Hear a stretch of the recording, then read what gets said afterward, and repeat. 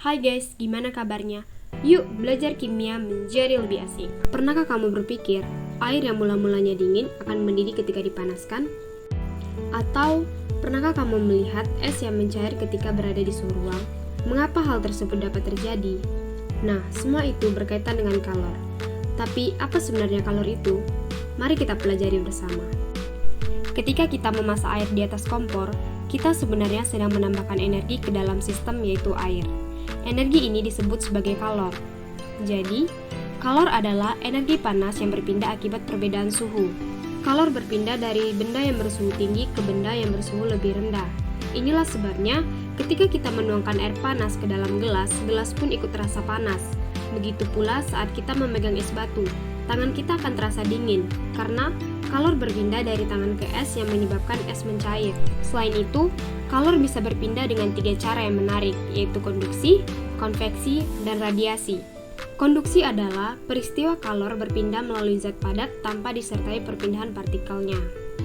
Nah, misalnya, ketika kamu menyentuh gagang sendok yang berada di dalam sup panas, kamu akan merasakan panasnya. Lalu konveksi. Konveksi adalah peristiwa kalor berpindah melalui zat cair atau gas. Misalnya ketika memasak, kamu akan melihat asap naik ke atas atau ke udara. Yang ketiga, radiasi.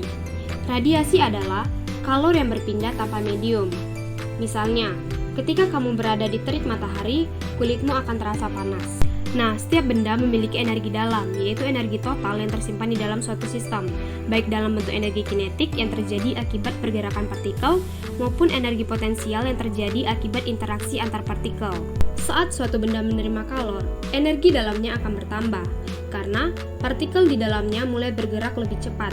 Sebaliknya, jika benda kehilangan kalor, energi dalamnya akan berkurang, karena gerakan partikel yang melambat. Misalnya, ketika kita memanaskan air, kalor ditransfer dari sumber panas ke air.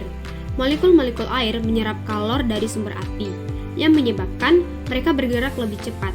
Hal ini meningkatkan energi kinetik partikel air, sehingga energi dalam air akan bertambah.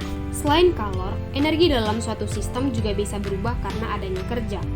Kerja adalah energi yang menyebabkan perpindahan atau perubahan volume. Misalnya, mesin mobil yang bekerja. Saat bahan bakar terbakar, kalor yang dihasilkan meningkatkan energi dalam gas di dalam mesin. Gas yang memanas akan mengembang, mendorong piston untuk bergerak, sehingga energi dalam tadi diubah menjadi kerja yang menggerakkan kendaraan.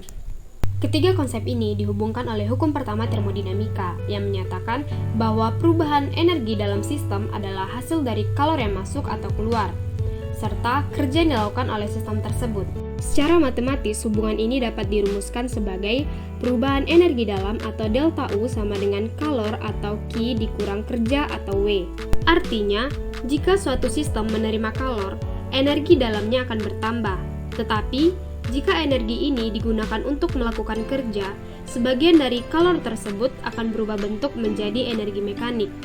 Sebaliknya, jika sistem kehilangan kalor atau menerima kerja dari luar, energi dalamnya akan berkurang. Energi dalam suatu benda tidak bisa diukur, sehingga entalpi suatu zat juga tidak bisa diukur. Tetapi, kita bisa mengukur perubahan entalpinya. Perubahan entalpi atau delta H adalah kalor yang dilepaskan atau diserap oleh suatu reaksi kimia pada tekanan tetap.